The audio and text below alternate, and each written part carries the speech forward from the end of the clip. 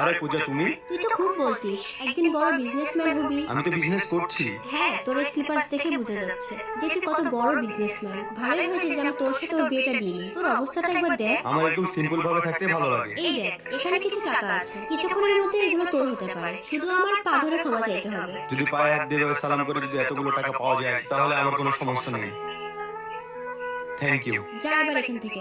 অহংকারের বসে এতগুলো টাকা খরচ করাটা একদমই ঠিক না।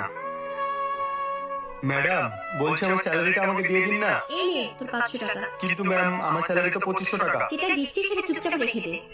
কিন্তু ম্যাডাম, আমার মায়ের চিকিৎসা করাতে হবে। একদম বেশি তর্ক করবি না, যেটা দেওয়া হয়েছে সেটা রেখে দে। চল দিদি চল। ম্যাডাম, মনোজ, তুমি বলছিলে না যে তোমার মায়ের ট্রিটমেন্টের জন্য টাকা লাগবে? এই নাও টাকা। আপনি সত্যিই খুব ভালো মানুষ দাদা, আর আপনার এই ঋণ আমি কখনোই শোধ করতে পারবো না। তুমি তোমার মায়ের ট্রিটমেন্টটা ভালো করে করাও। আমি আসছি। মাকে ভালোবাসে থাকলে লাইক এন্ড সাবস্ক্রাইব করে দিবেন।